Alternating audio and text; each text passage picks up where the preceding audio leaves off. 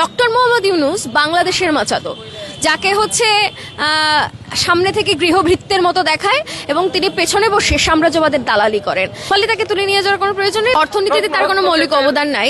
তাকে Nobel prize দেওয়া হয়েছিল শান্তিতে, কিন্তু তিনি আসলে কি শান্তি প্রতিষ্ঠা করেছেন, কোথায় শান্তি প্রতিষ্ঠা করেছেন আমরা কিন্তু সেগুলা কিছু জানি না। তাকে নোবেল প্রাইজের শান্তিতে পুরস্কৃত করা হয়েছে। আমার নাম অদিতি ইসলাম, আমি সমাজতান্ত্রিক ছাত্রফ্রন্ট ঢাকা বিশ্ববিদ্যালয়ের শাখায় দায়িত্ব পালন করছি। নির্বাচনটা দিতে এত দেরি হলো কেন? আমরা কিন্তু বারবার করে বলেছি যে অন্তর্বর্তী সরকারের কাজ কি, বা এই টার্মটার অর্থ কি। অন্তর্বর্তীকালীন সরকারের কাজই হচ্ছে তিনি অতি সত্বর একটা অন্তর্বর্তীকালীন সময়ের মধ্য দিয়ে নির্বাচিত সরকারকে আনার চেষ্টা করবেন, অর্থাৎ একটা সুষ্ঠু নির্বাচন পরিবেশ সৃষ্টি করে সেই নির্বাচনটা দিয়ে তিনি ক্ষমতাটা হস্তান্তর করবেন। আমরা যদি নেপালের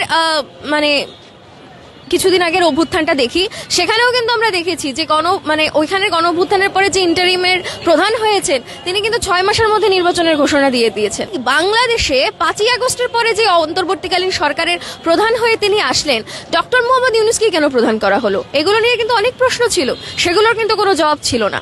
এবং তাদেরকে এখানকার রাজনৈতিক দলগুলো বারবার গণতান্ত্রিক পরিবেশ নির্মাণ করে নির্বাচন দিয়ে দেওয়ার দাবিটা অতিসত্বর করার জন্য বললেও 1.5 বছর পেরিয়ে যাওয়ার পরেও তিনি কিন্তু নির্বাচন দেন নাই। যখন নির্বাচনের তফসিলও ঘোষণা করা হলো তখনও নানান রকম অরাজকতা আমরা এখানে দেখলাম। 2 দিনের মাথায় প্রার্থীর মাথায় গুলিবিদ্ধ হয়ে হাদি মারা গেলেন। তারপরে নানান জায়গায় মবের সিচুয়েশন তৈরি হলো। দীপু দাসকে হত্যা করা হলো, 7 বছরের বাচ্চা আয়েশাকে হত্যা করা হলো।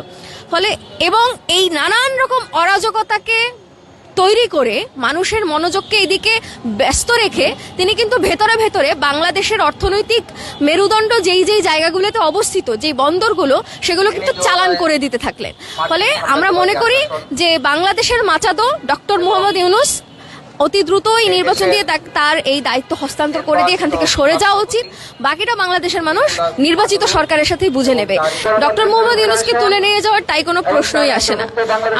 আমরা তার অতীত হিস্ট্রি আমরা জানি। তিনি বিভিন্নভাবে এখানে হচ্ছে যে ক্ষুদ্র ঋণ প্রকল্প বা বিভিন্ন কিছু করে এখানের যে শ্রমজীবী মানুষ তাদেরকে ক্ষুদ্র ঋণের জালে তার এই আইডিয়াগুলো হচ্ছে আসলে পেঁচিয়েছে, মানুষের জীবনকে আরো বেশি দুর্বিষহ করেছে, কিন্তু আবার মানুষকে আন্দোলন করার থেকেও কিন্তু বিমুখতা তৈরি করেছে।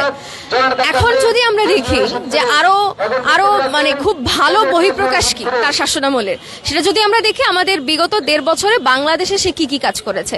আমাদের বাংলাদেশের চট্টগ্রাম বন্দর, আমাদের যে বিভিন্ন ইন্টারনাল টার্মিনালগুলো আছে, লালদিয়া পানগাঁওয়ের যে বন্দরগুলো আছে, সেগুলো